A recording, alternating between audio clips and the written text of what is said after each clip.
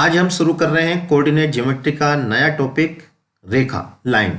इससे पहले coordinate geometry का पहला टॉपिक यानी कि कार्तीय तल वो हम करा चुके हैं। अगर वो आपने अभी नहीं किया है तो कार्तीय तल को पहले आप कर लीजिए, क्योंकि उसे करने के बाद जब हम रेखा करेंगे, लाइन करेंगे, तो वो हमें बहुत अच्छे से समझ में आ जाएगी। तो मैं आपको रिकमेंड करता हूं कि आप पहले कार्तीय तल यानी रेखा जो हम पहले करा चुके हैं उसे अच्छे से कर लीजिए। मैं एसपी सैनी, आपका हमारे इस चैनल पे स्वागत है। तो चलिए करते हैं वीडियो को शुरू। तो इसमें हम सबसे पहले आपको बताएंगे सरल रेखा स्ट्रेट लाइन किसे कहते हैं। देखिए, चैप्टर बहुत आसान है, लेकिन जो हम कंसेप्ट इसका करा रहे हैं वो आपको क्लियर होना चाहिए। अगर कंसेप्ट क्लियर है तभी आप इसके क्वेश्चन बहुत अच्छे से कर पाएंगे। यही नहीं, जो आने वाले टॉपिक हैं वो उनको अच्छे से करने के लिए तो ये जो पहले टॉपिक है इनको आपको बहुत बारीकी से इसके जो कंसेप्ट को बहुत अच्छे से समझना पड़ेगा, तभी आप आगे के क्वेश्चन कर पाएंगे। टॉपिक आसान है, चैप्टर आसान है, बस इसका कंसेप्ट आपको क्लियर रहना चाहिए। तो लीजिए, सबसे पहले हम आपको बताएंगे कि सरल रेखा स्ट्रेट लाइन किसे कहते हैं। तो आपको बता दें, असंख्य बिंदुओं यानी कि असंख्य बिंदुओं को मिलाने से जो पाथ बनता है उसे हम रेखा कहते हैं, यानी कि लाइन कहते हैं। इनफाइनाइट पॉइंट को मिलाने से जो पाथ बनेगा उसे हम क्या कहेंगे, रेखा या लाइन। अब ये जो पाथ है वो इस टाइप का भी बन सकता है, ऐसे भी बन सकता है। वो पाथ इस टाइप का भी बन सकता है, असंख्य बिंदुओं को मिला के। वो पाथ इस टाइप का भी बन सकता है। तो अगर इस टाइप का बनता है तो उसे हम कहते हैं वक्र रेखा। क्या कहेंगे उसको, वक्र रेखा यानी कि कर्व लाइन। लेकिन अगर पाथ बिल्कुल सीधा बनता है, स्ट्रेट बनता है, तो उसे हम कहेंगे सरल रेखा या स्ट्रेट लाइन। यानी कि असंख्य बिंदुओं को मिलाने से अगर कोई सीधा पाथ, स्ट्रेट पाथ बनता है तो उसे हम सरल रेखा कहते हैं। तो ये तो हुआ सरल रेखा। अब देखिए, अब हमें एल्जेब्रिक रूप में कैसे मालूम चलेगा कि सरल रेखा क्या है। तो यहाँ पे मैं एक बात आपको और बता दूं। देखिए, हम जो करा रहे हैं वो करा रहे हैं कोऑर्डिनेट ज्योमेट्री, यानी कोऑर्डिनेट ज्योमेट्री। तो अब यहाँ ध्यान दें कि कोऑर्डिनेट जो ज्योमेट्री है दो चीज़ों से मिलकर बना है। एक तो कोऑर्डिनेट यानी निर्देशांक, और दूसरा ज्योमेट्री। यानी कि कोऑर्डिनेट से मतलब है निर्देशांक और ज्योमेट्री से मतलब है रेखाओं से, यानी कि जो भी आकृति बनती है उससे। तो इन दोनों का कॉम्बिनेशन ही जो है वो आएगा सरल रेखा में। यानी कि कोऑर्डिनेट और ज्योमेट्री को मिक्स करके जो कोऑर्डिनेट ज्योमेट्री बनी वही हम पढ़ेंगे सरल रेखा में। तो इसमें अब इसके देखिए कुछ और गुण भी हम आपको बताएंगे। अब देखिए, हमें कोई एल्जेब्रिक यानी बीजगणितीय रूप में दे रखी है रेखा या कोई रिलेशन दे रखा है, तो हम कैसे पहचानेंगे कि ये जो रिलेशन है वो सरल रेखा है या स्ट्रेट लाइन है। तो आपको बता दें कि सरल रेखा का जो व्यापक समीकरण होता है वो ax plus B Y plus C is equal to 0 होता है। इसे हम व्यापक समीकरण या स्टैंडर्ड इक्वेशन कहते हैं।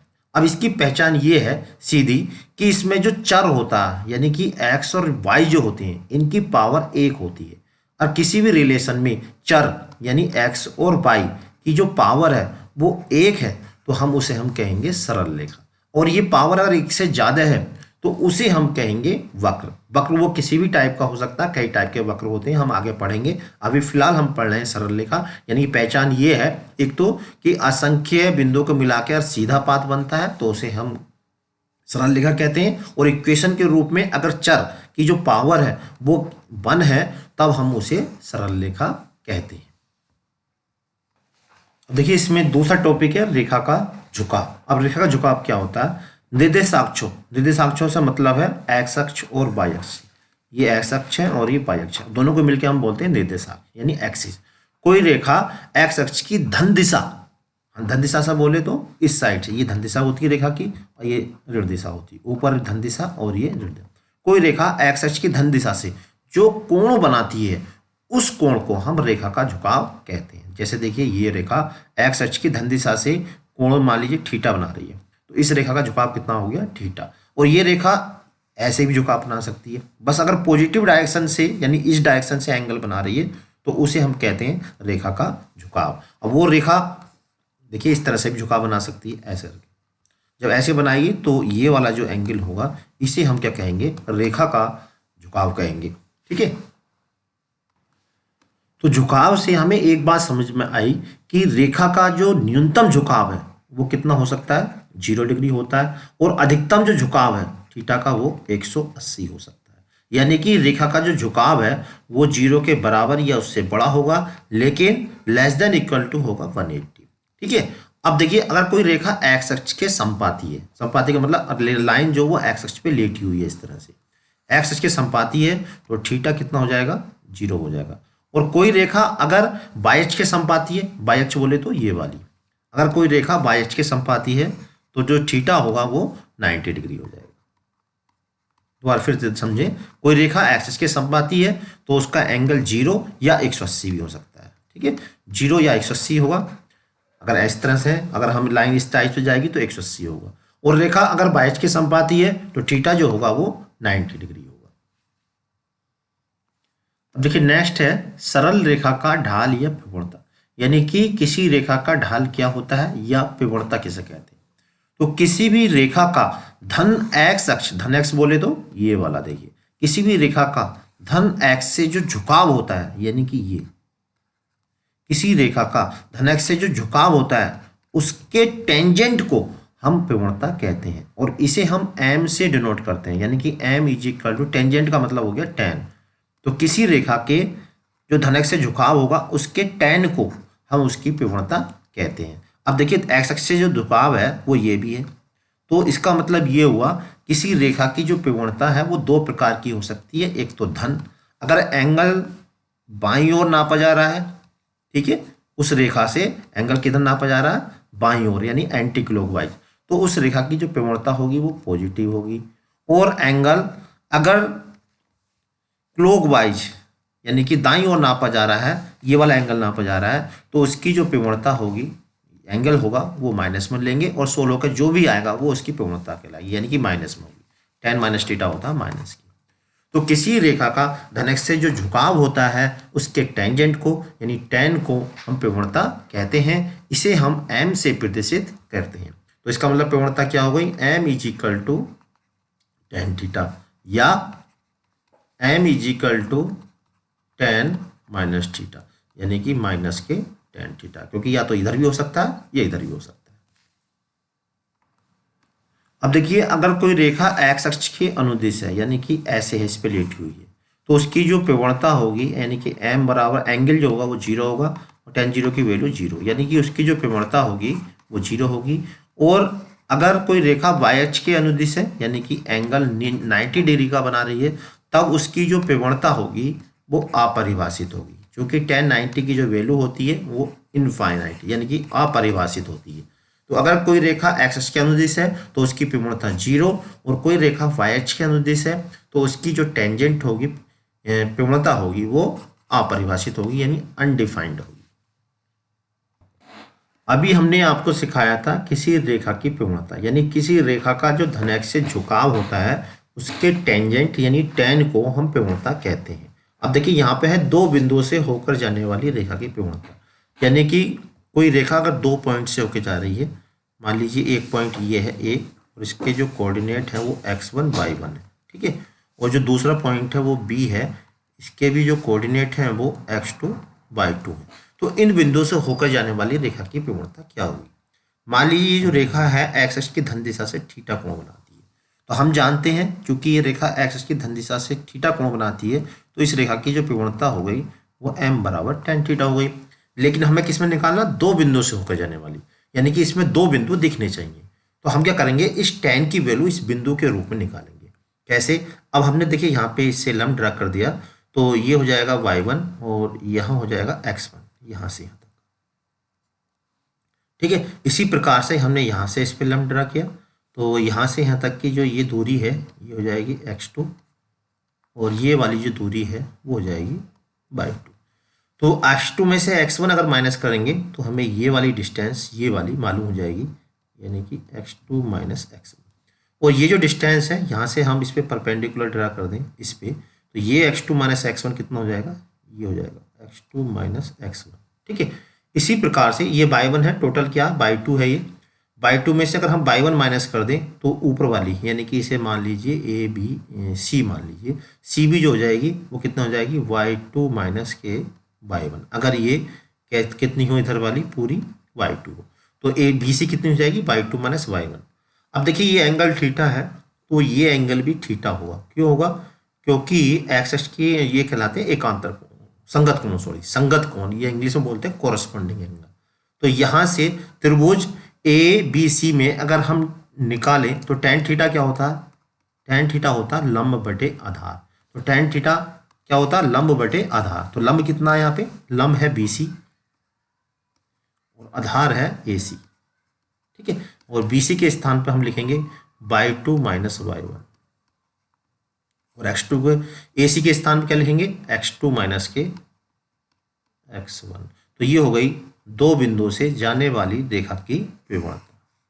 और अगर हमें एंगल दिया होगा तो ये वाला फॉर्मूला लगाएंगे और पॉइंट दिए हुए तो ये वाला लगाएंगे y2 minus y1 upon x2 minus x1।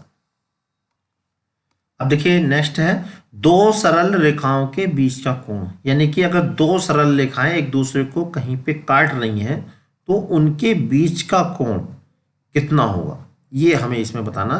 तो उन दो रेखाओं के बीच का कोण एक तो ये वाला है थीटा, एक ये वाला है, तो ये तो दोनों आपस में समान होंगे। और दूसरा दो रेखाओं के बीच का कोण कौन सा है? ये वाला। ये कोण कितना होगा? ये थीटा है तो ये वाला कोण हो जाएगा इधर का पाई माइनस थीटा। यानी कि अगर पहली लाइन L1 है और दूसरी लाइन कौन सी है? L2 है, और L1 लाइन का एक्स एक्स से जो झुकाव है वो θ1 है, और दूसरी लाइन L2 का एक्स एक्स की धन दिशा से जो झुकाव है वो θ2 है। ठीक है, तो इन दो रेखाओं के जो बीच का कोण होगा वो थीटा होगा या पाई माइनस थीटा होगा, यानी कि थीटा या पाई माइनस थीटा। ठीक है, तो दो सरल रेखाओं के बीच का कोण क्या कितना होगा? या तो थीटा या पाई माइनस थीटा। अब इसे हमें जो है यहाँ पे हम जो पढ़ना है टॉपिक वो पढ़ना है प्रवणता। तो प्रवणताओं के रूप में हम कैसे इस एंगल को निकालेंगे ये हम यहाँ पर पढ़ेंगे। तो इससे पहले हमने बताया था रेखा का झुकाव, यानी कोई रेखा एक्स एक्स की धन दिशा से जो कोण बनाती है उसे हम उस रेखा का झुकाव कहते हैं। यानी कि ये वाली L2 रेखा थीटा कोण बना रही है तो ये इस रेखा का झुकाव हो गया। इस तरह L1 रेखा एक्स की धन दिशा से θ1 कोण बना रही है तो L1 रेखा का झुकाव हो गया θ1। और इसके बाद हमने बताया था प्रवणता। तो किसी रेखा का धन एक्स से जो झुकाव होता है उसके tan को, यानी कि पहली रेखा L1 का जो झुकाव है वो θ1 है और इसका tan कितना हो गया? tan θ1। इसको हम क्या कहते हैं? प्रवणता कहते हैं, और यहाँ पे हमने इसे M1 कह दिया। इसी तरह से जो दूसरी रेखा है उसका जो एक्स एक्स की धन दिशा है यानी पॉजिटिव डायरेक्शन है, वहाँ से झुकाव कितना है? थीटा है, तो इसके tan को tan कह दो या फुल फॉर्म में टेंजेंट, इसके झुकाव को हम क्या कहेंगे? इसकी प्रवणता कहेंगे। अब हमें यहाँ पे थीटा कैलकुलेट करना है M1 और M2 के रूप में। अब देखिए हम ये जानते हैं कि किसी त्रिभुज का बहिष्कोण, यहाँ पर देखिए जो त्रिभुज बना हुआ है ये पॉइंट मान लीजिए A, इसको मान लीजिए A और इसको मान लीजिए B। त्रिभुज OAB में जो θ2 है वो इस त्रिभुज का बहिष्कोण है, यानी एक्सटीरियर एंगल है। और एक्सटीरियर एंगल जो होता है यानी बहिष्कोण जो होता है वो अंदर वाले दो कोणों के जोड़ के बराबर होता है। कौन से? इसके और इसके। तो यहाँ पे एक्सटीरियर थ्योरम से θ2 जो होगा वो किसके बराबर होगा? θ1 प्लस के θ2। किससे? बहिष्कोण प्रमेय से। किसकी सहायता से हुआ ये? बहिष्कोण प्रमेय, यानी कि एक्सटीरियर एंगल इक्वल टू होता है interior angle sum of two interior angle, बहिष्कोण। ठीक है, तो ये बहिष्कोण। अब यहाँ पर देखिए हमें जो निकालना है थीटा निकालना, तो यहाँ से थीटा कितना हो जाएगा? थीटा हो जाएगा θ2 माइनस के θ1। ठीक है, θ2 माइनस के θ1। अब हम दोनों साइड में यहाँ पे tan ले लें, दोनों साइड में tan लेंगे तो tan थीटा बराबर हो जाएगा, यानी कि दोनों साइड में टेंजेंट ले लें tan θ2 माइनस θ1। ठीक, अब यहाँ पे देखिए इसका फॉर्मूला खोल दें tan A माइनस बी का। tan A माइनस बी का फॉर्मूला होता है tan A यानी कि tan θ2 माइनस tan B यानी कि tan θ1 upon 1 plus tan A tan B यानी कि tan θ2 इंटू tan θ1। ठीक है, अब यहाँ पे tan θ2 क्या है? इसकी प्रवणता है। tan θ2 की जगह हम ले सकते हैं M2 और tan θ1 की जगह हम ले सकते हैं M1। इसी तरह से 1 प्लस के इसकी जगह हमने लिखा M2 और इसकी जगह लिखा हमने M1, और tan θ हमने ऐसे लिखा। तो ये है दो रेखाओं के बीच का कोण। tan theta is equal to m2 minus m1 upon 1 plus के m1 m2। अब देखिए हमने जो बताया कि इन दो रेखाओं के बीच का कोण जो है पाई माइनस थीटा भी है। तो यहाँ पाई माइनस थीटा यानी कि अगर हम इन दो रेखाओं के बीच का कोण इसकी बात करते हैं, अगर हम थीटा के स्थान पे पाई माइनस थीटा रख दें, वो भी तो दो रेखाओं के बीच का कोण होगा। तो उस स्थिति में क्या होगा, यहाँ पे पहले तो इस समय क्या आ रहा है, प्लस आ रहा है, और हम थीटा के स्थान पे पाई माइनस थीटा रख दें क्योंकि प्रवणता तो यही है। अब भी स्लोप इसका देखिए वही है, ये कितने हैं m2 ही रहेगा। तो उस स्थिति में यहाँ प्लस की जगह माइनस हो जाएगा। तो इसलिए tan थीटा बराबर होता है plus minus m2 minus m1 upon 1 plus m2 m1। अब इसी को हम ये ऐसे भी लिख सकते हैं, या प्लस माइनस यानी कि m2 की जगह हम m1 लिख दें पहले, और यहाँ m2 लिख दें, और 1 प्लस के m1 m2। एक तो ये, या हम इस तरह से और झंझट से बचना चाहते हैं तो हम एक काम कर लेते हैं, इसमें मोड लगा देते हैं। मोड का मतलब है कि इसके अंदर जो है m1 माइनस m2 भी कर सकते हैं इसे, और m2 माइनस m1 भी कर सकते हैं। दोनों में से कोई सा भी हम इसमें लगा सकते हैं, क्योंकि जब हम इसे सोल्व करेंगे तो बाद में प्लस में लिखेंगे। अब यहाँ मोड क्यों लगाया, क्योंकि रेखाओं के बीच का जो कोण है वो लिखने की, जो न्यून कोण लिखने की प्रथा है, यानी कि हम न्यून कोण के रूप में लिखेंगे, इसलिए हम क्या करेंगे, यहाँ पे इसे मोड का प्रयोग करेंगे। ठीक है, दो रेखाओं के बीच का जब भी हम कोण लगाएंगे तो मोड लगा देंगे। मोड इसलिए क्योंकि न्यून कोण निकाल के देगा। अगर आप मोड नहीं लगाओगे तो ये वाला यानी कि अधिक कोण भी इसमें निकाल के दे सकता है, इसलिए हम इसमें मोड का प्रयोग करेंगे। m1 minus m2 upon 1 plus के m1 m2। यहाँ पे आप कोई सा भी इधर उधर कर सकते हो, कोई फर्क नहीं पड़ता है। ठीक है, कुछ किताबों में यहाँ पर सिमेट्रिक का चिन्ह भी लगा देते हैं, ये वाला। इसका मतलब ये है कि हम अपने हिसाब से इसमें रख सकते हैं m1 m2। अब देखिए नेक्स्ट है दो सरल रेखाओं के लंब व समांतर होने का प्रतिबंध। यानी कि दो सरल रेखाएं जो समांतर होंगी वो इस तरह से होंगी, और जो लंब होंगी वो इस तरह से होंगी। लंब का मतलब यह है कि इन दोनों रेखाओं के बीच में 90 डिग्री का कोण होगा, और समांतर का मतलब यह है कि ये जो कोण है दोनों वो सेम टू सेम होंगे। अगर मान लीजिए इस रेखा का एक्स धन दिशा से झुकाव θ1 है, और ये रेखा L1 है, दूसरी रेखा कौन सी है, L2 है, और इस रेखा का धन एक्स से झुकाव θ2 है, तो इस टाइप की जो लाइन होंगी वो समांतर लाइन होंगी। हम ये जानते हैं किसी रेखा का धन एक्स से जो झुकाव होता है उसके tan को उस रेखा की प्रवणता कहते हैं। यानी कि पहली रेखा की जो प्रवणता होगी m1 बराबर वो कितनी हो जाएगी, m1 बराबर tan θ1, यानी कि यहाँ पे m1 बराबर हो जाएगा tan θ1। इसी तरह दूसरी रेखा की जो प्रवणता होगी वो कितनी हो जाएगी, m2 बराबर tan θ2। अब चूंकि दोनों रेखाएं समांतर हैं, और समांतर तभी होती हम जानते हैं जब इनके संगत कोण बराबर हो। यहाँ पर देखिए दोनों L1 L2 समांतर है, और जो ये एक्स अक्ष है इन दोनों लाइन को काट रहा है। जब काट रहा है तो इसका मतलब θ1 और θ2 जो हो गए वो संगत कोण हो गए, कॉरस्पॉन्डिंग एंगल हो गए। और हम जानते हैं ये कॉरस्पॉन्डिंग एंगल तभी बराबर हो सकते हैं जब L1 और L2 समांतर हो। तो इसका मतलब समांतर होने के लिए क्या जरूरी है कि इनका जो एंगल है वो सेम टू सेम होना चाहिए। और जब ये θ1 बराबर θ2 है, अब हम दोनों साइड में क्या ले लें, tan ले लें, यानी कि tan θ1 बराबर हो जाएगा tan θ2। और tan θ1 की जगह क्या रख सकते हैं, हम रख सकते हैं m1, और tan θ2 की जगह क्या रख सकते हैं, m2। तो इसका मतलब समांतर होने का प्रतिबंध क्या हुआ, m1 बराबर m2। यानी कि दो रेखाएं समांतर कब होंगी, जब उनकी प्रवणताएं समान होंगी। या यूं भी कह सकते हैं दो रेखाएं अगर समांतर हैं तो उनके एंगल भी सेम होंगे एक्स अक्ष की धन दिशा से, और उनकी प्रवणताएं भी सेम होंगी। इसी तरह से देखिए लंबवत के लिए, लंबवत में ये वाला एंगल मान लीजिए जो पहली रेखा है L1 है, ये कोण जो बना रही है वो θ1 बना रही है, और दूसरी रेखा कितनी है, L2 है, और इसका जो एक्स अक्ष की धन दिशा से कोण है वो θ2 है। ठीक है, और हम जानते हैं θ2 क्या है, इस त्रिभुज, ये जो त्रिभुज बन रहा अंदर की ओर ये बहिष्कोण है, वो बहिष्कोण जो होता है वो अंदर वाले दो कोणों के जोड़ के बराबर होता है। यानी कि θ1 और 90 को आप प्लस करोगे तो इन दोनों का जो जोड़ होगा वो θ2 होगा। तो यहाँ से अगर हम इसको सॉल्व करने की कोशिश करें, यानी दोनों साइड में tan ले लें, तो क्या आ जाएगा, tan θ1 plus 90 degree is equal to आ जाएगा tan θ2। tan 90 प्लस थीटा जो होता है वो होता है कोट थीटा, वो भी माइनस का, यानी कि कोट θ1। और यहाँ पर tan θ2 ऐसे रहा। कोट थीटा क्या होता है, 1/tan थीटा होता है, tan θ1, और यहाँ पर tan θ2। अब देखिए हम क्रॉस मल्टीप्लाई करें तो इसको हम ले सकते हैं tan θ1 इंटू tan θ2 बराबर -1। tan θ1 की जगह हम क्या ले सकते हैं, m1 ले सकते हैं, क्योंकि m1 क्या कहलाएगी, पहली रेखा की विकर्णता। तो m1 हो गया, और यहाँ पर कोई चिन्ह नहीं है तो इसका मतलब मल्टीप्लाई। tan θ2 की जगह हम क्या ले सकते हैं, m2 इक्वल टू -1। तो क्या कंडीशन बनी, दो रेखाएं अगर लंबवत हैं यानी 90 डिग्री का कोण बना रही हैं तो m1 गुणा m2 बराबर होता है -1। यानी प्रवणताएं समान हैं तो रेखाएं कैसी होंगी, समांतर होंगी। और प्रवणताओं का गुणनफल अगर -1 है तो रेखाएं कैसी होंगी, लंबवत होंगी। अब देखिए नेक्स्ट है निर्देशांक अक्षों के समांतर रेखा का समीकरण, equation of line parallel to coordinate axis. तो देखिए निर्देशांक का मतलब है एक्स अक्ष और वाई अक्ष को मिला के जो बनता है वो निर्देशांक बनता है। निर्देशांक अक्षों यानी एक्स अक्ष और वाई अक्ष, ये एक्स अक्ष की धन दिशा कहलाती है और इधर जो होती है वो एक्स अक्ष की ऋण दिशा कहलाती है, ये वाई अक्ष की ऋण दिशा।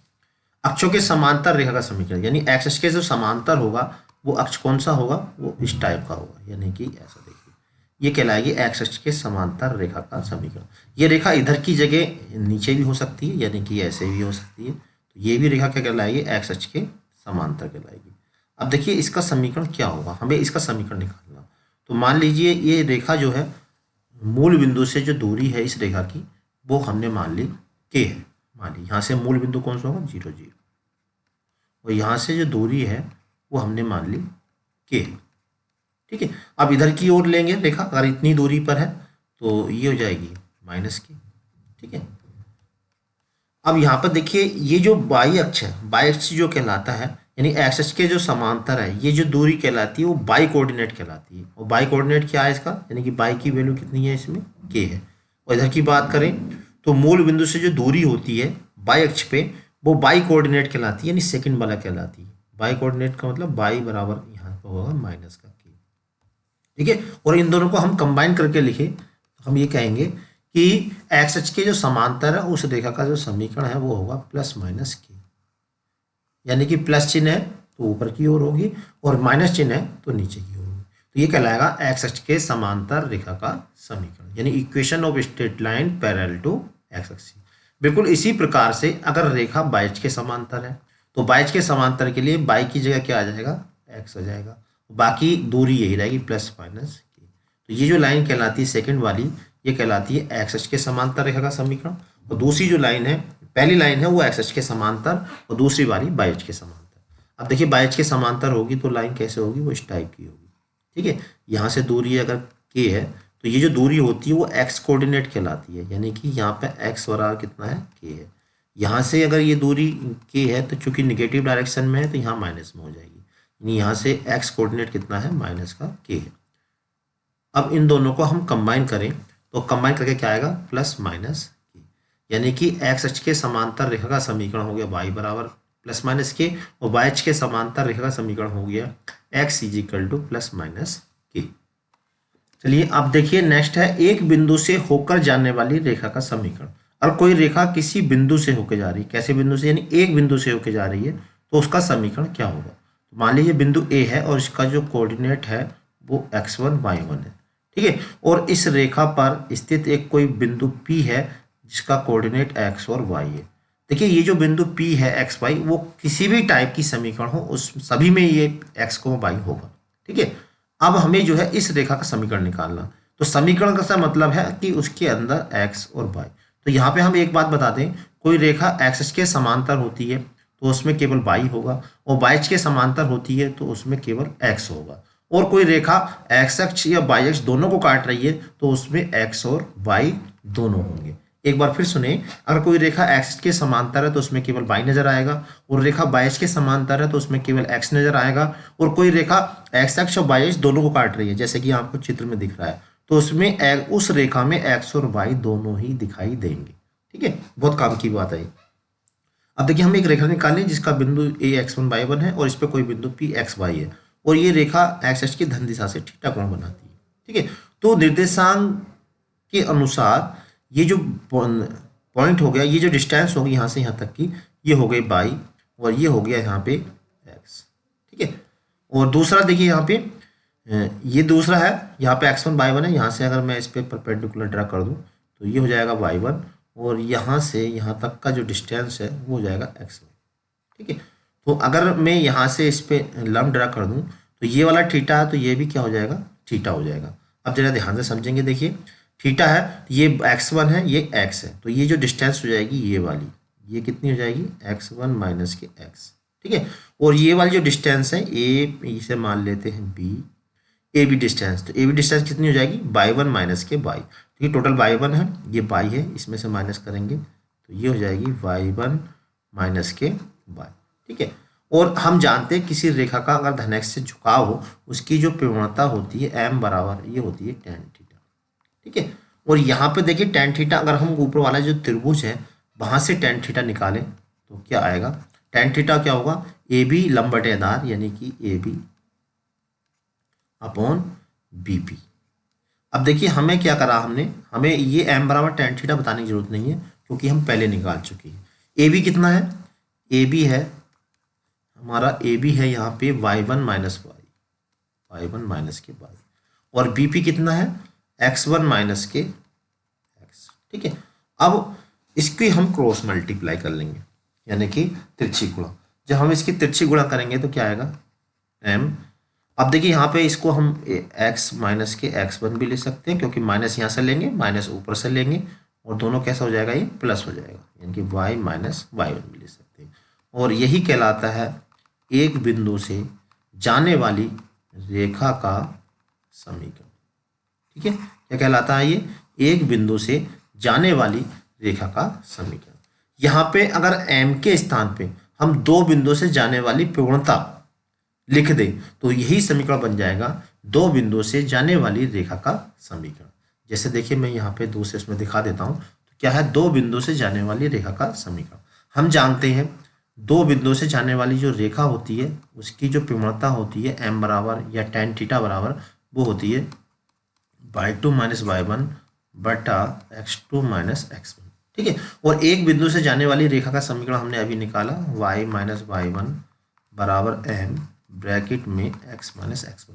इस m के स्थान पर अगर हम दो बिंदु से जाने वाली प्रवणता लिख दें तो ये हो जाएगा दो बिंदु से जाने वाली रेखा का समीकरण, यानी y2 माइनस y1 बटा x2 माइनस x1 और ब्रैकेट में x माइनस x1। तो ये जो कहलाएगा दो बिंदुओं से जाने वाली रेखा का समीकरण। ठीक है, इसको आप अच्छे से याद कर लें, y minus y1 is equal to y2 minus y1 upon x2 minus x1 bracket में x माइनस के x1। इसका चित्र आप चाहो तो इस तरह से बना सकते हो। मान लीजिए एक बिंदु ये है a, ये है x1 y1, दूसरा बिंदु b है, और ये है x2 y2, और इस पे कोई बिंदु p है जो x, y है। तो इसे चाहो तो पैसे जैसे मैंने अभी पहला वाला किया उसकी तरह इसको प्रूव भी कर सकते हैं, अदरवाइज आप यहाँ से भी कर सकते हैं। तो यहाँ पे देखिए नेक्स्ट है प्रवणता रूप का समीकरण, यानी कोई रेखा x अक्ष की धन दिशा से थीटा कोण बनाए और y अक्ष पे c अंतःखंड काटे। क्या बोलते हैं इसको, y अक्ष पे कटा हुआ अंतःखंड c। यानी कोई रेखा x अक्ष की धन दिशा से थीटा कोण बनाए और y अक्ष पर मूल बिंदु से c अंतःखंड काटे तो उसका समीकरण क्या होगा। तो उसका समीकरण होगा, देखिए यहाँ से हम इसको चाहे तो प्रूव भी कर सकते हैं जैसे हमने पहले किया था। तो यहाँ पे मान लीजिए इस रेखा पर प्रवणता रूप का समीकरण निकालना, इस पर कोई बिंदु होगा, मान लीजिए P क्या है, x, y है। तो x, y कैसे आया होगा, ये x रहा होगा और ये y रहा होगा। तो यहाँ से देखिए ये x है तो ये भी x हो जाएगा, और ये y है तो ये कितना हो जाएगा, y माइनस एक्स। ठीक है, और ये एंगल थीटा है तो ये कितना हो जाएगा, थीटा हो जाएगा। हम जानते हैं क्या, ये जानते हैं चूंकि m बराबर होता है tan थीटा, ये हम पहले पढ़ चुके हैं। और tan थीटा के स्थान पे हम देखिए भाषा ले सकते हैं लंब बटे आधार। लंब कितना है, y माइनस एक्स, आधार कितना है x। अब हम इसकी तिरछी गुणा कर दें तो y माइनस एक्स बराबर आ जाएगा mx, और x को इधर ले जाएंगे तो यहाँ पे देखिए c है, ये वाली जो दूरी ही यहाँ पे ये होगी y माइनस सी, ये होगी क्योंकि यहाँ पे जो दूरी है ये वाली c है तो ये वाली हो जाएगी y माइनस सी। ठीक है, क्या हो जाएगी, y माइनस के c। तो y बराबर mx ये हो जाएगा c। तो y इज इक्वल टू हो जाएगा mx एम एक्स प्लस के सी। तो ये कहलाता है प्रवणता रूप का समीकरण। y is equal to M X plus C, ये क्या कहलाएगा? प्रवणता रूप का समीकरण। अब देखिए यहाँ पे अगर ये अंतःखंड की माप 0 हो जाए, यानी कि जब क्या हो जाए, c बराबर 0 हो जाए, तो क्या हो जाएगा समीकरण? y is equal to M X, ये 0 हो गया, समीकरण क्या हो जाएगी? y is equal to M X. y is equal to M X को हम बोलते हैं मूल बिंदु से जाने वाली रेखा का समीकरण।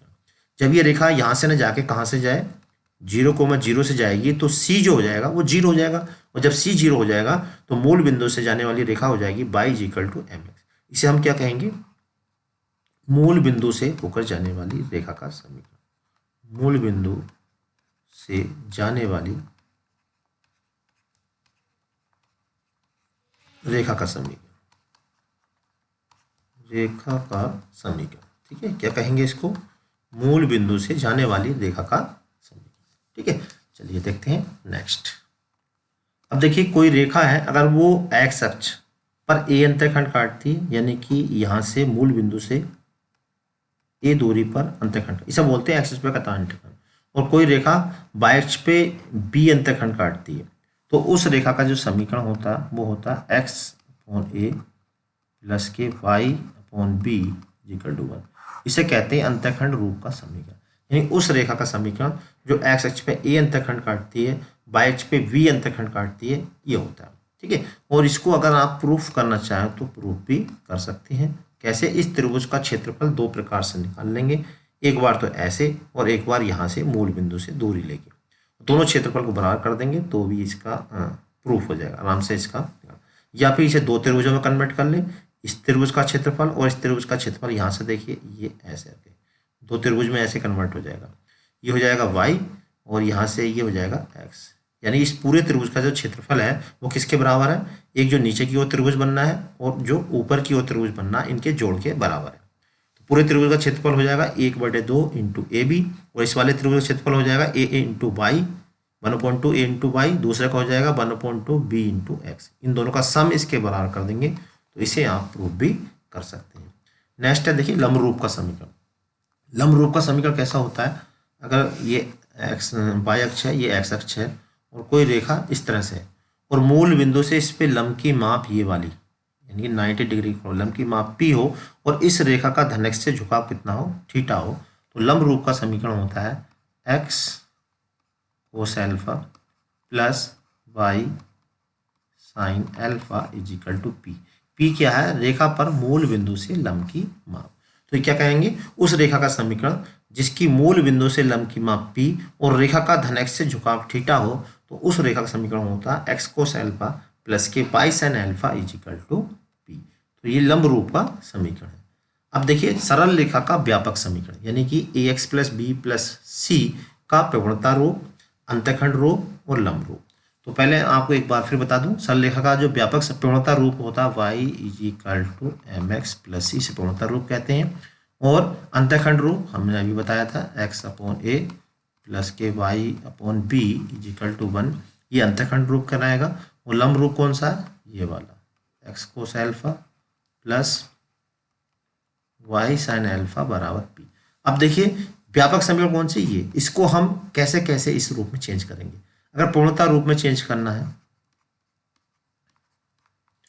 प्लस सी कोई भी समीकरण दे रखी है उसको पूर्णता रूप में चेंज करना है, तो क्या करना है? हमें बाई वाला टर्म को तो वहीं रखना है और बाकी सबको उठा के राइट हैंड साइड में ले जाएंगे ऐसे करके, और बाद में बाई के गुणांक से इसको डिवाइड कर देंगे, तो माइनस के ए अपॉन बी एक्स और ये माइनस के सी अपॉन बी। तो इस तरह से प्रवणता रूप में चेंज हो जाएगी। और इसी को अगर हमें अंतःखंड रूप में चेंज करना है तो क्या करेंगे? जो कांस्टेंट वाला टर्म है उसको हम राइट हैंड साइड में ले जाएंगे। इसमें क्या ले गए थे? बी और सी, इसे ले गए थे बी वाई और सी को, लेकिन इसमें क्या करना हमें? केवल सी वाला टर्म को ले जाना है, ठीक है। उसके बाद क्या करना हमें? माइनस सी से इसको डिवाइड करेंगे, तो माइनस सी से डिवाइड करेंगे तो ये आएगा ए एक्स अपॉन माइनस के सी, और यहाँ आएगा प्लस के B Y upon minus C is equal to 1, ठीक है। और इसको हम ले सकते हैं ए अपॉन माइनस का ए अपॉन सी, सी अपॉन ए, एक्स अपॉन माइनस का सी अपॉन ए, और इसको ले सकते हैं वाई अपॉन माइनस का C upon B is equal to 1। तो ये जो कहलाएगा इस रेखा का अंतःखंड रूप कहलाएगा, यानी X upon A plus Y upon B equal to C, ये वाला। अब लंब रूप में चेंज करना है इसी को, तो क्या करेंगे, तो इसमें सबसे पहले तो हम यही काम करेंगे कि इसका जो कांस्टेंट है उसको बराबर में लेके जाएंगे, उसके बाद जो माइनस चिन्ह है इसको प्लस कर लेंगे। कैसे करेंगे, इस तरह से एक्स माइनस से गुणा कर देंगे, ठीक है। अब दोनों साइड में क्या करेंगे हम, अंडर रूट में एक्स का गुणांक का वर्ग यानी ए स्क्वायर, वाई के गुणांक का वर्ग यानी बी स्क्वायर, इससे दोनों साइड में डिवाइड कर देंगे। और जैसे ही हम डिवाइड करेंगे तो जो समीकरण आएगी वो कहलाएगी लंब रूप का समीकरण, ठीक है। ये रूल है चेंज करने का। तो इसी तरह से हम जो है जब क्वेश्चन कराएंगे तो वो बिल्कुल इसी वे में कराएंगे, यानी कि माइनस के B Y under root square plus B square equal to कितना आ जाएगा, C upon under root square plus B square, ठीक है। अब देखिए यहाँ पे एक बात और बता दें, हमने अभी जो आपको प्रवणता का सूत्र बताया, एक तो बताया m बराबर tan थीटा, ठीक है। दूसरा हमने प्रवणता का सूत्र बताया m बराबर दो बिंदु से जाने वाली रेखा की प्रवणता y2 minus y1 upon x2 minus x1। अब देखिए तीसरा सूत्र यहाँ से भी मिलेगा। अगर मैं इसकी प्रवणता रूप के समीकरण इससे तुलना कर दूं तो m बराबर कितना है, माइनस का a अपॉन बी, ठीक है। तो a क्या है, a जो कहलाएगा वो कहलाएगा यहाँ पर देखिए इस रेखा में x का गुणांक, क्या कहलाएगा, x का गुणांक यानी कोफिशिएंट ऑफ x, x का गुणांक, ठीक है। और इसी तरह से जो b है वो क्या है, देखिए b है यहाँ पे y का गुणांक। तो एक फॉर्मूला आपको और मिल गया प्रवणता निकालने का। तो कुल मिला के प्रवणता के कितने फॉर्मूले हो गए, 3 फॉर्मूले हो गए गुणांक। तो प्रवणता का एक फॉर्मूला तो है m बराबर tan थीटा, एक है m is equal to y2 minus y1 upon x2 minus x1, और एक हो गया माइनस x का गुणांक बटे y का गुणांक, ठीक है। देखिए नेक्स्ट है सरल रेखा के व्यापक समीकरण इतने के समांतर और लंब रेखा समीकरण, यानी कोई रेखा हमें दे रखी हो ऐसे, उसके समांतर रेखा निकालनी हो दूसरी वाली तो कैसे निकालेंगे, और कोई रेखा हमें दे रखी हो ऐसे और इस पर लंब रेखा हमें निकालनी हो ये वाली तो कैसे निकालेंगे। तो इसे निकालने के लिए देखिए लंब रेखा ये वाली, इसको निकालना है। तो इसके लिए जो रेखा का समीकरण हमें दे रखा है A X plus B Y plus के सी बराबर 0, तो बस हमें क्या करना है, जो कांस्टेंट है इसके स्थान पर लैम्डा रख देना। तो ये जो कहलाएगी समांतर रेखा का समीकरण, यानी दी गई रेखा के समांतर रेखा का समीकरण कहलाएगा। अब देखिए क्यों कहलाया जा रहा, अब यहाँ पे इसलिए कहा जा रहा है अगर हम इस रेखा की प्रवणता निकालें पहली वाली की, तो उसकी प्रवणता जो होगी वो कितनी आएगी, m1 बराबर माइनस एक्स का गुणांक बटे y का गुणांक। इस तरह जो हमने अभी रेखा निकाली है अगर हम इसकी प्रवणता निकालें तो m2 बराबर क्या होगी, माइनस एक्स का गुणांक और y का गुणांक। अब देखिए m1 बराबर m2 है, दोनों सेम टू सेम है। हम जानते हैं समांतर रेखाओं की प्रवणताएं कैसी होती हैं, समान होती हैं। तो इसका मतलब क्या हो गया कि जो सेकंड रेखा है वो फर्स्ट रेखा के समांतर हो गई।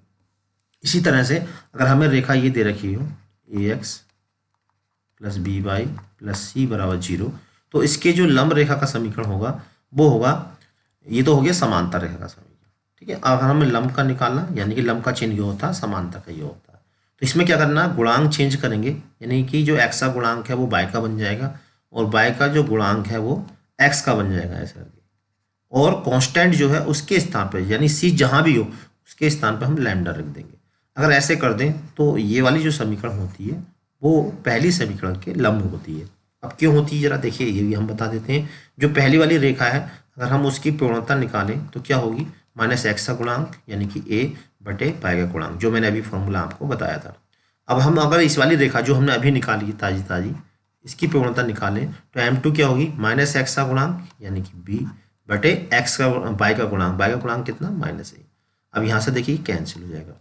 अब हम अगर इन दोनों की गुणा कर देंगे यानी कि m1 गुणा m2 कर दें तो यहाँ पे देखिए b से b कैंसिल हो जाएगा, a से a कैंसिल हो जाएगा, यानी गुणा करके कितना आएगा, -1 आएगा। तो -1 तभी आता है, दो पूर्णताओं का जो गुणनफल है वो -1 तभी होता है जब दोनों रेखाएं लंबवत हो। तो इसका मतलब क्या हुआ कि अगर हमें ये रेखा A X plus B Y plus C बराबर 0 दे रखी है तो उस पर लंब रेखा जो होगी वो इस टाइप की होगी, यानी उनके गुणांक चेंज होंगे, बीच में माइनस चिन्ह होगा और जो कांस्टेंट होगा उसके स्थान पे हम लैम्डा रख देंगे, यानी कांस्टेंट उसका बदल जाएगा। ठीक है, तो ये है इसका रूल। अब देखिए नेक्स्ट है सरल रेखा इतने की बिंदु इतने से दूरी। अगर हमें कोई रेखा दे रखी हो और उसकी किसी बिंदु से दूरी निकालनी है, कोई रेखा है यहाँ पे और इस रेखा की कोई बिंदु हमें यहाँ से दिया हुआ है x1 y1, इसकी हमें दूरी यहाँ पे यानी परपेंडिकुलर दूरी लंब दूरी निकालनी है p, और ये रेखा हमें दे रखी है ax plus by plus c। तो इसको दूरी निकालने का जो सूत्र है लंब दूरी, इसे हम ए भी कह दो या पी कह दो, केवल लंब दूरी निकालने सूत्र है जो एक्स वाई है उसके स्थान पर पॉइंट आ जाएंगे, यानी कि ए एक्स वन प्लस के बी वाई वन प्लस के सी, और अपोन में क्या आएगा एक्स के गुणांक का वर्ग, एक्स का गुणांक कितना है ए, यानी ए का वर्ग प्लस वाई के गुणांक का वर्ग यानी कि बी का वर्ग। तो ये कहलाता है किसी रेखा की दिए गए बिंदु से दूरी का सूत्र। P बराबर ए एक्स वन प्लस के बी वाई वन प्लस के सी upon under root A square plus B square. ठीक है, अब देखिए नेक्स्ट है समांतर रेखाओं के बीच की दूरी। अगर हमें समांतर रेखाओं के बीच की दूरी निकालनी, जैसे मान लीजिए ये अक्ष है, एक लाइन ये है और दूसरी लाइन ये है। अब इन रेखाओं के बीच की दूरी हमें निकालनी है, तो दूरी क्या होगी, मान लीजिए मूल बिंदु यहाँ पर क्या है 0 और 0 है। यहाँ से हम पहली रेखा पर लंब की माप निकालेंगे यानी कि P1, और जो दूसरी रेखा है उस पर लंब की माप निकालेंगे यानी कि P2। तो जो समांतर रेखाएं होंगी उनके जो बीच की दूरी होगी वो कितनी हो जाएगी, P1 माइनस P2 जो होगी वो दोनों समांतर रेखाओं के बीच की दूरी होगी। अब P1 क्या, हम किसी बिंदु से रेखा पर लंब की माप जो है वो अभी हमने बताया था। मान लीजिए समांतर रेखा क्या है, एक x1 है, ये x1 by1 प्लस के c, चलो इसको भी c1 ही कह देता हूँ। एक रेखा ये है, दूसरी रेखा ये है ax2 प्लस के b/2 प्लस के c2 बराबर 0। अब इन दोनों रेखाओं के बीच की दूरी हमें निकालनी है, तो पहली रेखा पर पहले लंब की माप निकालेंगे P1। तो किसी बिंदु पर दिए गए बिंदु से लंब की माप क्या होती है, a x1 के स्थान पर वो कोऑर्डिनेट आ जाता है जो हम निकालेंगे, यानी x1 के स्थान पे यहाँ पे 0, b/1 के स्थान पे हम दूसरा कोऑर्डिनेट लिख देंगे प्लस के c1। इसी तरह से नीचे करेंगे, देखिए नीचे क्या आएगा, एक x के गुणांक का वर्ग यानी कि a स्क्वायर जो आपने अभी बताया था और b स्क्वायर, यानी कि मूल बिंदु से पहली रेखा पर जो लंब की माप आ गई वो c1 upon under root a square plus b square ये आ गई।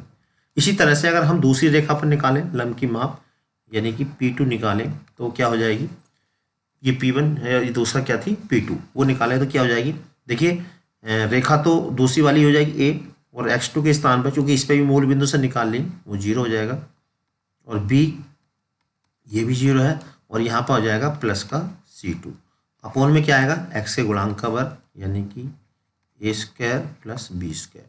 तो दूरी कितनी हो गई दूसरी रेखा की, c2 upon under root a square plus b square. अब हमें क्या करना है, इन दोनों समांतर रेखाओं के बीच की दूरी निकालनी है। तो समांतर रेखाओं के बीच की दूरी कितनी, P1 माइनस P2, यानी कि समांतर रेखाओं के बीच की दूरी जो होगी वो P इक्वल टू होगी P1 माइनस के P2। और P1 कितना है, P1 है हमारे पास C1, P2 कितना है C2, और चूंकि नीचे अपोन में दोनों में सेम टू सेम है तो दोनों के बटे में जाएगा ये, यानी कि a square plus b square. तो ये कहलाएगी दो समांतर रेखाओं के बीच की दूरी। अब यहाँ पे मैं एक बात आपको और बता दूं, अगर कहीं कहीं पे ये हो सकता है कि दोनों समांतर रेखाएं, जरूरी नहीं मूल बिंदु से एक साइड में हो, तो वो दूसरी साइड में भी दूसरी रेखा हो सकती है। तो इस स्थिति में पहली दूरी, अगर मूल बिंदु से पहली रेखा की दूरी P1 है और जो दूसरी रेखा है उसकी मूल बिंदु से दूरी P2 है, तो जो समांतर रेखा होंगी उनके बीच की जो दूरी होगी यानी कि P वो किसके बराबर हो जाएगी, P1 प्लस के P2, यानी कि दोनों रेखा, आपके यहाँ पर माइनस की जगह क्या आ जाएगा प्लस आ जाएगा। तो अब देखिए यहाँ पे इसका मतलब ये हुआ, अगर हमें समांतर रेखाओं के बीच की दूरी निकालनी है तो P1 माइनस P2 भी हो सकता है और P1 प्लस P2 भी हो सकता है। तो अगर हम इन दोनों को कंबाइन करके लिखेंगे तो कुल मिलाकर हम यहाँ पे मोड लगा देंगे, क्योंकि मोड में दोनों चीज़ें आ जाएंगी माइनस भी प्लस भी। तो समांतर रेखाओं के बीच की जो दूरी है वो क्या, C1 माइनस C2 का mod upon under root a square plus b square. ये C1 माइनस C2 भी हो सकता है और यहाँ पे C1 प्लस C2 भी हो सकता है। C1 माइनस C2 कब होगा? जब दोनों रेखाएं एक ही तरफ होंगी। और C1 प्लस C2 कब होगा? जब दोनों ही रेखाएं अपोजिट डायरेक्शन में होंगी। तो इसका जो सूत्र है, अब मोड हमने इसलिए लगाया क्योंकि दूरी कभी निगेटिव नहीं हो सकती। ये ऐसे भी हो सकता है C2 minus C1 plus C2, यहाँ पे C1 प्लस C2 भी हो सकता है, यानी कि C1 plus C2 under root A square plus B square, ये भी हो सकता है। तो समांतर रेखाओं के बीच की दूरी का सूत्र ये होगा। ठीक है, तो यहाँ हम आपको बता दें कि दो बिंदु इतने से इसकी जो दूरी वो ये है। अगर इस बिंदु की जगह क्या आ जाए, मूल बिंदु आ जाए, यानी 0 0 आ जाए, तो पहले दो पोर्शन 0 हो जाएंगे। तो मूल बिंदु का से दूरी अगर हमें निकालनी होगी तो हम डायरेक्ट ये फॉर्मूला लगाएंगे C upon under root A square plus B square. ठीक है, कब लगाएंगे? अगर हमें मूल बिंदु से दूरी निकालनी है। ये नेक्स्ट है कोण अर्धक का समीकरण, यानी कि हमें दो रेखाएं दे रखी हों, a1x प्लस के b1y प्लस के c1 बराबर 0, और दूसरी रेखा हमें दे रखी हो a2x प्लस के b2y प्लस के c2 इज इक्वल टू 0। ठीक है, ऐसे हमें दो रेखाएं दे रखी हैं। तो इन दोनों रेखाओं के बीच में, जैसे नीली और ये पीले रंग की जो दो रेखाएं हैं, इन दोनों रेखाओं के बीच में से, यानी कि बीच में रेखा कौन सी जा रही? नीली। अगर हमें इसका समीकरण निकालना हो तो इसके समीकरण का फॉर्मूला ये है। पहले तो आप पहली वाली जो रेखा वो पूरी ऐसी उतार देंगे, यानी कि b1y प्लस C1 अपॉन में आपको क्या करना, x के गुणांक का वर्ग। x का गुणांक कितना है? a1, यानी a1 square plus b1 square, और इक्वल टू में दोनों चिन्ह लगाने, प्लस बी और माइनस बी। अब देखिए प्लस माइनस क्यों लग रहा, क्योंकि एक रेखा ये है, दूसरी दोनों रेखाओं की जो कोणार्धक रेखा वो ये भी हो सकती है, ये वाली। तो अगर ये वाली होगी तो एक बार प्लस और एक बार माइनस, यानी कि अगर न्यून कोण वाली होगी तो ये वाला होगा, और अधिक कोण होगा तो माइनस में होगी। इसलिए इसका जो इक्वेशन है वो यहाँ लिखेंगे, दूसरी रेखा a2x b2y प्लस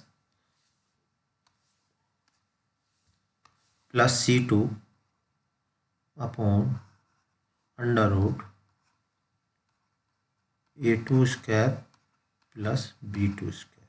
ठीक है, तो ये कहलाएगा कोण अर्धक का समीकरण। a1x plus b1y plus C1 upon under root a1 square plus b1 square equal to में plus minus a2x plus b2y plus C2 upon under root a2 square plus b2 square.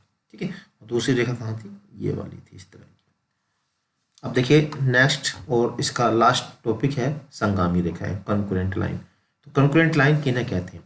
जब दो या दो से अधिक रेखाएं एक ही पॉइंट पे काटती हैं तो उन्हें हम संगामी रेखाएं या कंकरेंट लाइन कहते हैं। जैसे मान लीजिए एक लाइन ये वाली है, दूसरी लाइन ये है, और इसी पॉइंट पे, यानी हम ये कहेंगे दो से अधिक, जब दो से अधिक लाइन एक ही पॉइंट पे काटें तो उसे हम संगामी रेखाएं कहते हैं। अब इसी पॉइंट पे जो तीसरी रेखा वो भी यहीं पे काट जाए तो ऐसी रेखाओं को हम संगामी रेखाएं या कॉन्करेंट लाइन कहते हैं। अगर हमें ये प्रूफ करना हो कि सिद्ध करो कि जो तीन रेखाएं हैं ये कॉन्करेंट है, तो हम क्या करेंगे, पहली जो दो लाइन होंगी उनको आपस में सोल्व करेंगे, सोल्व करके इसके प्रतिच्छेद बिंदु निकाल लेंगे। वो बिंदु अगर तीसरी रेखा को सेटिस्फाई कर दे तो ये तीनों रेखाएं जो होंगी वो संगामी होंगी। दोबारा फिर सुने, पहले दो बिंदु का कटान बिंदु कैसे निकलेगा? अगर देखिए कोई रेखा ये दे रखी है, एक दूसरी रेखा ये दे रखी है, और ये दोनों रेखाएं ऐसे काट रही हैं और इनका कटान बिंदु निकालना है, तो इसके लिए इन दोनों रेखाओं को हम सरल कर लेंगे, यानी कि इसमें से x और y निकाल लेंगे। मान लीजिए पहली रेखा क्या है, a1x plus b1y is equal to कुछ भी हो सकता है, c1 मान लीजिए, और दूसरी रेखा हमें इस तरह दे रखी हो a2x plus b2y is equal to c2, और हमें जो एक कटान बिंदु निकालना, तो इनको एक्स वाई के जो मान होंगे वही जो कहलाएंगे वो कटान बिंदु कहलाएंगे। ठीक है, और हमें ये प्रूफ करना है, इसकी जगह एक लाइन और दे दे, तीसरी लाइन दे दे, a3x plus b3y is equal to c3। तो ये प्रूफ करना हो तीनों लाइन संगामी है, तो पहली दूसरी लाइन का कटान बिंदु निकालेंगे, यानी कि x और y निकालेंगे, और ये x y जो तीसरी लाइन है इसमें रख देंगे। अगर ये इसको सेटिस्फाई करे, सेटिस्फाई का मतलब x y की वैल्यू रखने पर लेफ्ट इक्वल टू राइट आ जाए, जो भी हो चाहे लेफ्ट राइट भी इक्वल आ जाए, तो ये तीनों रेखाएं संगामी होंगी। तो जो हमने अभी बताया वो तो एक जनरल तरीका है, इसको हम देखिए डिटरमिनेंट की हेल्प से भी प्रूव कर सकते हैं कि तीन रेखाएं संगामी हैं। तो इसमें आपको कोई प्रतिशत बिंदु निकालने की जरूरत नहीं है। इनके जो कोफिशिएंट है वो लिख लेंगे यहाँ पे ऐसे A1 B1 और C1, और जो दूसरी लाइन है उसके भी कोफिशिएंट लिख लेंगे। ये C1 को पहले लेफ्ट में ले लेंगे, ठीक है, अगर राइट में दिखा हुआ तो उसे लेफ्ट में लिख लेंगे। दूसरे को कोफिशिएंट लिख लेंगे A2 B2 C2, और जो तीसरी लाइन है उसके कोफिशिएंट लिख लेंगे A3 B3 और C3, ठीक है। और अगर इस डिटरमिनेंट की वैल्यू 0 आ गई तो तीनों रेखाएं संगामी होंगी, अदरवाइज संगामी नहीं होंगी, ठीक है। तो एक तरीका ये वाला है, दूसरा तरीका ये वाला। तो दोनों में से किसी भी तरीके से कर सकते हैं। इस बात का ध्यान रखेंगे, जो इक्वल में है उसको पहले हम लेफ्ट में ले आएंगे, यानी कि जो लाइन है वो किस टाइप की होनी चाहिए, स्टैंडर्ड फॉर्म में AX + BY + C = 0, इस रूप में होनी चाहिए। तो यहाँ पर देखिए जो रेखा है इसका हमने जितने भी इंपॉर्टेंट फॉर्मूले हैं उनको अच्छे से आपको समझा दिया है। मैं समझता हूँ इतना आपको समझ में भी आ गया होगा। अगर आपको इसके सॉल्यूशन का PDF चाहिए तो आप हमारे टेलीग्राम चैनल से जुड़ सकते हैं, उस पर हम इसका सॉल्यूशन का PDF दे देंगे। अगर आपको वीडियो पसंद आया तो वीडियो को लाइक और चैनल को सब्सक्राइब करना बिल्कुल मत भूलिएगा। अगली वीडियो तक के लिए आप हमारे चैनल बने रहें, तब तक के लिए जय हिंद जय भारत।